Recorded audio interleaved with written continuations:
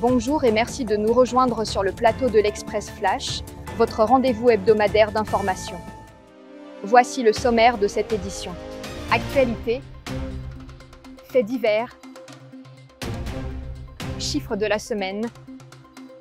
C'est parti pour cette nouvelle édition de l'Express Flash. Certains ministres du MMM avaient indiqué qu'ils ne suivraient pas Paul Béranger dans l'opposition et avaient entamé des discussions directes avec le PTR.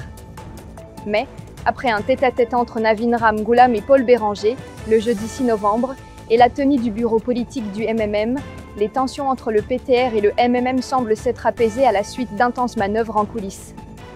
Pas de cassure, les ministres mauves seront bien présents au Conseil des ministres ce vendredi 7 novembre, a confirmé AG Gunness. Le prix de l'essence a été revu à la baisse. Cette décision a été prise le lundi 3 novembre, lors de la réunion du Petroleum Pricing Committee. Le prix de l'essence passe de 61,20 roupies à 58,45 roupies le litre, soit une diminution de 2,75 roupies par litre, tandis que le prix du diesel demeure à 58,95 roupies le litre. Le Diego Garcia Bill a été suspendu in extremis le 4 novembre, jour prévu pour sa deuxième lecture à la Chambre des Lords. Le gouvernement de Sir Keir Starmer a retiré la comitale motion, bloquant le passage du texte à l'étape suivante du committee stage, l'examen détaillé du projet de loi. Cette décision intervient face au risque d'un revers politique, un amendement du conservateur Lord Callanan réclamait une consultation formelle des Chagossiens britanniques.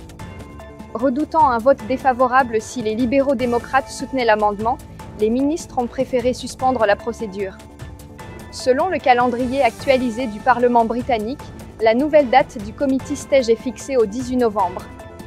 Parallèlement, l'attorney général, Gavin Glover, a jugé « regrettable qu'une partie des Chagossiens prennent leur propre peuple en otage ».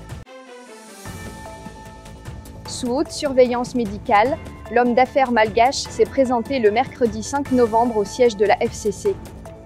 Arrivé à bord d'une ambulance, escorté par du personnel médical, il était entouré d'un dispositif sécuritaire impressionnant. Pendant 4 heures, Mami Ravatomanga a été interrogé sur ses 200 sociétés à Maurice, sa rencontre avec l'ex-commissaire de la FCC Junef Hakim, ainsi que sur le volet blanchiment. Il est revenu dans les locaux de la commission le lendemain, soit le jeudi 6 novembre, pour la suite de son interrogatoire. Un ouvrier chinois de 48 ans, grièvement blessé dans un accident sur l'autoroute à Richter lundi, est décédé de ses blessures. Il avait été amputé de la jambe droite après que le fourgon dans lequel il se trouvait a percuté une glissière de sécurité puis un poteau électrique. Le conducteur, un ouvrier chinois de 58 ans, employé de la même société et résidant dans un dortoir à Mahogany. L'autopsie a été pratiquée à l'hôpital SSRN avant le rapatriement du corps. L'alcotest du chauffeur s'est révélé négatif, mais il sera poursuivi pour homicide involontaire. L'enquête policière se poursuit. Alors que les grandes économies s'enlisent dans une spirale d'endettement post-pandémie, la question de la soutenabilité refait surface à Maurice. Les dernières statistiques du ministère des Finances, au 30 septembre 2025, indiquent une hausse de 26 milliards de roupies depuis mars, portant la dette publique à 654 milliards de roupies, soit 89,3% du produit intérieur brut, PIB. Un chiffre qui dépasse la simple technicité budgétaire et illustre la dépendance croissante d'une économie insulaire qui, malgré une reprise graduelle, continue de financer sa résilience par la dette. Et pour finir, voici la météo du week-end. Le week-end s'annonce variable sur l'ensemble du pays, avec un temps plus instable attendu samedi avant une amélioration progressive dimanche. Selon les prévisions de la station météorologique de Vacoa, des averses éparses accompagnées d'orages modérés sont prévues durant la journée du samedi 8 novembre, surtout dans l'après-midi. Le vent soufflera de direction variable à environ 10 km/h, tandis que la mer sera modérée au-delà des récifs. Les températures varieront entre 18 degrés la nuit et 30 degrés en journée.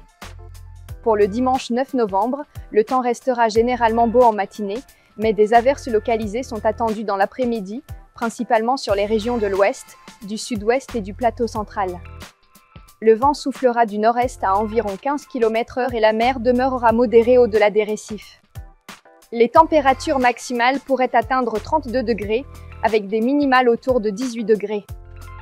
Les autorités conseillent au public de rester attentif aux conditions locales, notamment en cas d'orage, et de faire preuve de prudence lors des activités en mer, les vagues pouvant être modérées à parfois fortes au large. Merci de nous avoir suivis sur la page de l'express.mu. Je vous souhaite un bon week-end et je vous donne rendez-vous la semaine prochaine.